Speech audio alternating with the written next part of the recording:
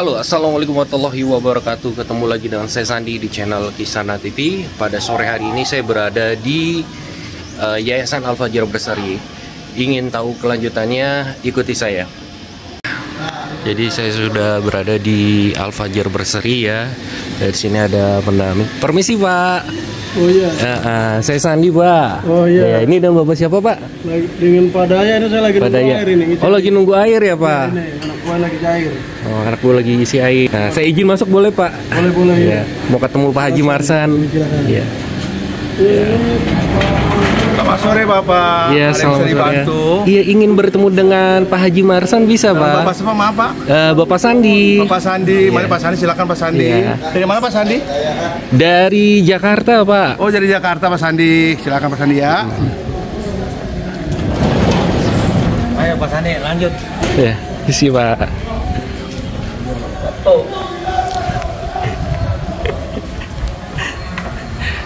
Oke, sedulur Kisana TV. Jadi saya dianterin nih sama security-nya baik banget ya di sini ya. Dan disambut dengan baik ya, tuh bisa dilihat di sini. Pak Sandi ya. Ya. Waalaikumsalam. Ya. Pak Sandi silakan. Iya, terima kasih. Pak Sandi ya. Iya, terima kasih Pak. Assalamualaikum Pak Haji. Ya Pak Sandi sehat selalu. Iya. Mohon maaf mengganggu Pak waktunya Pak. Ya, nggak apa-apa. Saya datang ke sini Pak Haji ingin tahu bagaimana sejarahnya Yayasan Al-Fajar Berseri ini berdiri, itu gimana itu ceritanya Pak Haji? Iya memang berdiri ini ya sangat-sangat tidak masuk di akal gitu ya. Iya Pak Haji. Nah, dari latar belakang saya ini bukan orang yang punya pendidikan yang tinggi, bukan orang yang termasuk ekonomi yang bagus gitu. Saya pada waktu itu kan seorang kusir delman tuh ya, tahun 92 gitu. Pada waktu itu punya anak satu yang baru sapian, yang pertama, yang kedua masih nyusu sama ibunya gitu. Nah, karena profesi saya setiap hari narik anak-anak di komplek tuh, nah di situ kebetulan tuh ada ODGJ yang di belakang komplek itu ada tempat pembuangan sampah di situ. Tempat saya narik delman di situ. Nah, itu ada ODGJ itu, saya melihat awal pertama itu memang nggak punya rasa hati ibah gitu, cuman melihat kok kesian amat orang tinggal di tempat pembuangan sampah. Nah, terus di saat saya melihat yang kedua kalinya di hari yang berbeda, nah mereka ini sedang makan di kantong plastik yang begitu digerumunin lalat gitu. Nah, di situ saya kepikiran, semalaman tuh habis melihat itu. Besok sore jam 5 habis narik anak, saya bawa pulang ke rumah. Nah, singkat katanya serawat selama 3 bulan, dia sembuh, bisa ngasih nama, alamat, nama orang tua. Nah, akhirnya saya memutuskan tuh, saya suruh pulang tuh ke Awang tuh. Setelah pulang, saya ongkosin warga 7.000, pulang ada naik 3 perapat tuh. Nah, dapat 3 hari, dia datang ke tempat saya tuh sama bapak dan ibunya. Nah, jarak 10 meter. Anak itu namanya Rudi itu yang ODGJ itu. ODGJ. Ini saya, Bu, bapak ini Bu yang merawat saya. Ibunya dipercepat. Nah, tiba-tiba ibunya begitu dekat saya tuh langsung menyimpakin saya angkat gitu. Nah, terus pas saya angkat, ibu meluk saya dapat beberapa detik, ibu berbicara gitu. Pak, saya ngucapin terima kasih sebesar-besarnya. Ini Pak anak saya Pak, udah saya sedekahkan, udah saya tahmilkan. Saya menganggap meninggal gitu. Nah, saya balik tanya, kamu berapa lama Bu pergi dari rumahnya atau hilangnya? Kurang lebih hampir 5 tahun bilang gitu. Itu. Jadi udah disedekahin, udah ditahmilkan gitu. Dari situ saya jadi merasa berguna untuk orang lain walaupun mungkin sebatas hal yang nggak seberapa lah mungkin ya. Itu aja awalnya tuh.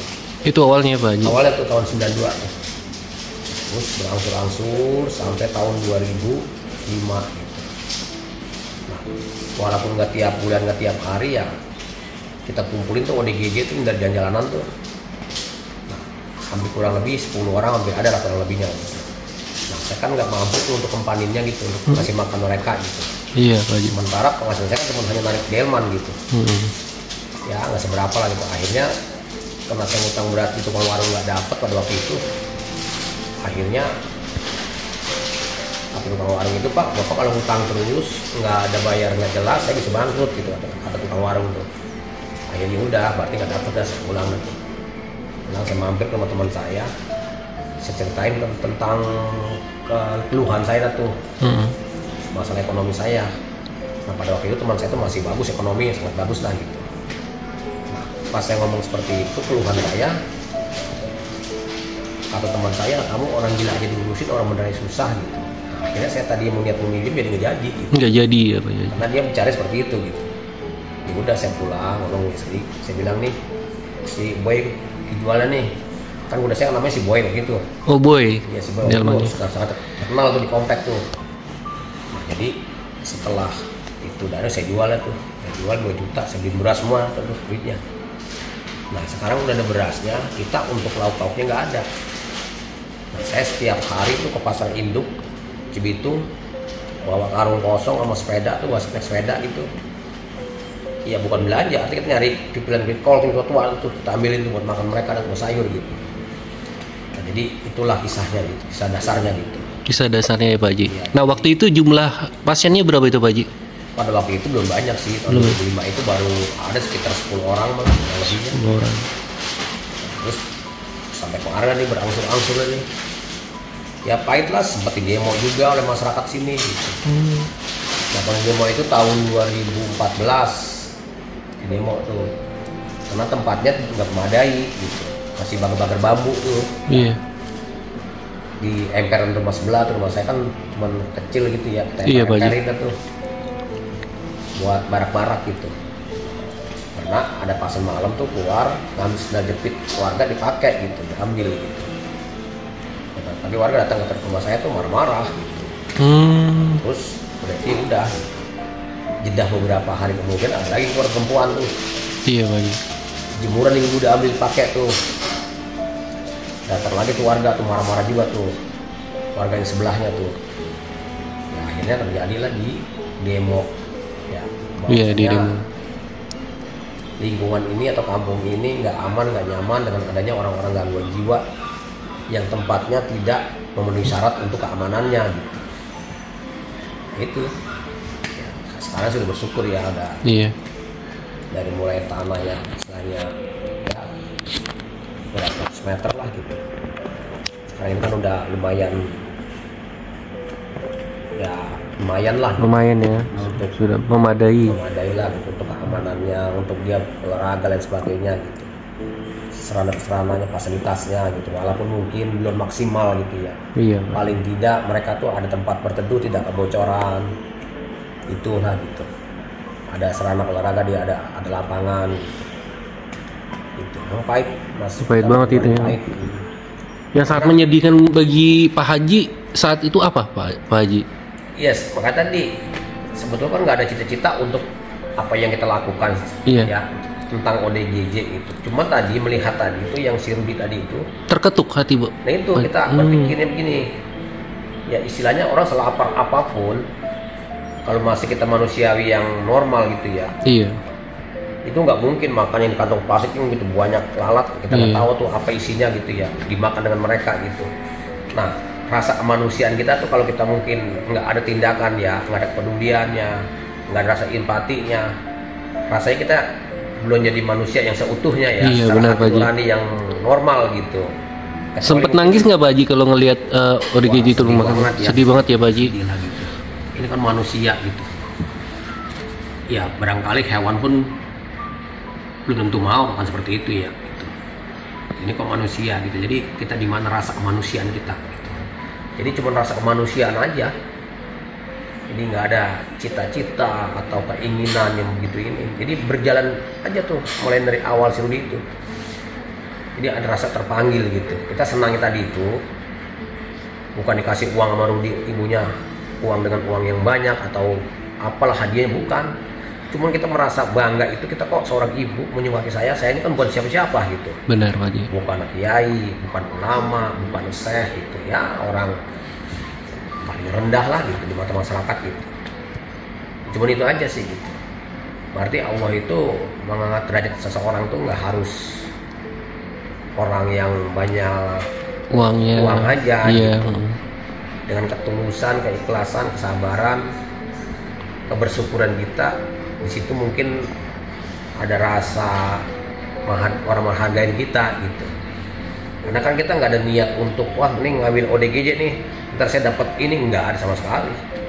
Nggak ada niatan sama sekali itu ya Pak Haji, Iya, karena nggak. tulus merawat mereka itu ya Pak Haji. Nggak ada, nggak mikirin untungnya apa gitu, nggak ada gitu. Untungnya apa, pujian juga apa, nggak ada gitu. Kita tadi teman tadi mau kata kita tadi itu tulus, ya terus ikhlas, Iya. ya bersabar, Sabar, ya bersyukur. bersyukur. Walaupun udah kita lakukan semaksimal kita ya apa adanya ya, nggak harus kita mengharapkan imbal balik yang ini gitu. Dari situlah awalnya gitu. Nah kalau sekarang ini kan kalau yang ada keluarga kan tuh sepungut biaya gitu. Iya Pak Haji. Satu tadi untuk biaya makan dia, kedua untuk yang rawatin dia kan gitu ya. Gitu. Iya. Kalau kita banyak karyawan yang harus kita berikan honor gitu. Benar. Nah kecuali memang orang yang sangat tidak mampu atau yang telantar gitu ya. Gitu. Nah, iya. Itu kita udah bersedekah. Apa ya? Bersedekah itu artinya nggak harus pakai ini juga gitu, dengan tenaga, dengan menyenangkan hati orang, itu sedekah juga. Benar Pak Haji. Wah luar biasa ya Pak Haji ya. Buat solusi orang yang memang begitu nggak ada jalan solusinya karena keluarga ada yang mengalami ODGJ gitu. Nah itu kita bantu kan, itu udah termasuk sedekah gitu ya. Ya saya berprinsipnya seperti itu gitu. Kan sekarang ini kan sudah banyak ya gitu. Bukan cuma hanya orang yang dititip oleh keluarganya, termasuk juga ada sebagian dititip tapi mungkin ya ekonominya pas-pasan gitu. Tambah lagi tadi yang telantar, ada keluarga memang nggak mau mengurus orang tuanya gitu, makanya sekarang kan banyak lansia gitu, belum yang nggak jelas keluarganya gitu. Nah Pak Haji, nanti kalau memang yang nggak ada keluarganya, nanti boleh saya bantu untuk di sosial media ini ya Pak Haji, di YouTube ini ya, biar siapa tahu aja ya ini ketemu. aja pasti ya. Barangkali ada yang kehilangan keluarga, Iya. entah mungkin orang tua, entah mungkin keluarga yang masih produktif gitu ya gitu. Ya nanti ada nomor telepon kita di situ gitu. Iya. Barangkali di sini ada keluarganya, mungkin kan nggak semua juga yang ditelantarkan oleh keluarga gitu ya gitu. Tapi mungkin karena memang hilang dari rumah, pergi nggak jelas kemana gitu. Nah akhirnya kan karena panti kita ini udah dikenal ya, khususnya Kabupaten Bekasi, ketika ada orang di Kabupaten Bekasi itu yang telantar, banyak kan ke tempat kita di sini gitu. Gitu. Jadi ini ada lansia, ada yang masih produktif gitu. Banyak lah yang belum jelas keluarganya gitu. Ini yang perlu kita publikasikan, itu tujuannya gitu. Nah kalau ini Pak Haji, kalau ada yang mau bantu bisa ada nomor rekeningnya ya Pak Haji? Ada. Yang mau bantu yayasan gitu ada ya Pak Iya, Haji? ada, gitu. Bisa berupa pakaian ya, makanan atau apa sembako, uang bisa ya Pak Haji ya? Iya. Nanti akan saya cantumkan di sini ya, Sedulur Kisana TV. Nanti kan ada nomor rekening saya kasih gitu. Nah Pak Haji, ini yang dimaksud sejarahnya itu berawal dari sini ya Pak Haji ya? Iya, ini. Oh ini bisa diceritain Pak Haji? Saya belum punya anak. Saya udah narik delman nih. Udah profesi saya ini. Ini ya Pak Haji ya? Ya.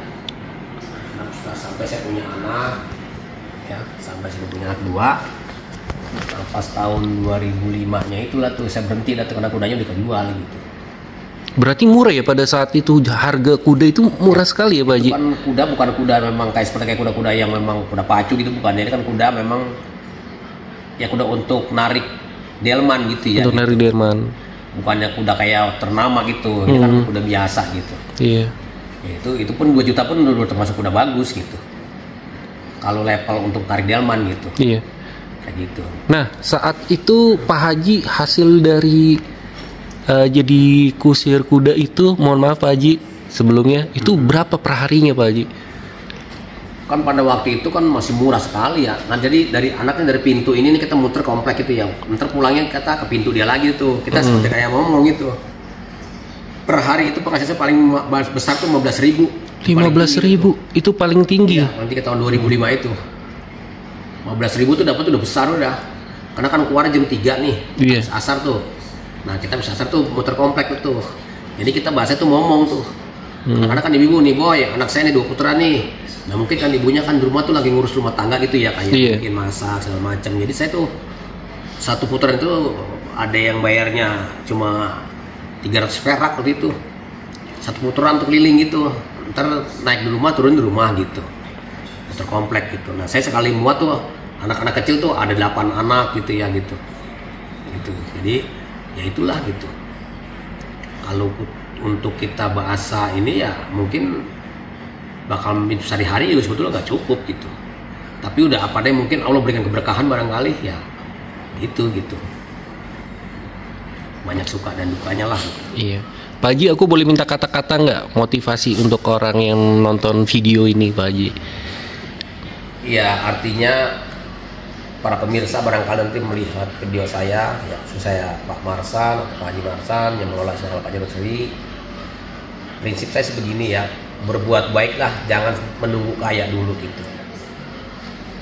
Istilahnya lagi, berbuat baiklah kepada siapapun ya, kepada orang apapun ya bahasanya mau agama apapun, jangan kita menunggu sukses dulu gitu. Ternyata mungkin Allah itu kan biasanya kan memberikan imbal itu kan setelah kita berbuat baik gitu ya. Benar, Pak Haji. Bukan harus kita nanti kaya dulu, sukses dulu baru berbuat, bukan gitu. Ya mungkin alangkah baik sih memang kita artinya ya tadi itu menurut saya sih gitu. Berbuat baiklah, nggak harus menunggu kaya dulu atau nggak harus kita punya yang berlebihan gitu. Karena dengan seiring berjalan nanti pasti ada nilai plus ya. Karena kan kalau kita berbuat baik itu kan apapun yang kita lakukan dengan orang lain itu merasa senang, pasti itu ada doa orang gitu. Doa itulah membuat kita terangkat derajat kita mungkin cepat atau lambat gitu. Ya, itu menurut saya seperti itu sih. Iya. Terima kasih Pak Haji untuk infonya. Saya Sandi pamit undur diri ya Pak Haji. Oke. Ya. Terima kasih banyak Pak Haji. Satunya juga. Ya. Setiap tindakan, setiap kata adalah bagian kau semai, jangan pernah kau lupakan. Hidup ini akan membalas apa yang kau tanam, itu yang kau tuai. Tak ada yang sia-sia di dalam hidup ini. Berbuatlah baik, sampaikanlah cinta, karena semuanya akan kembali padamu.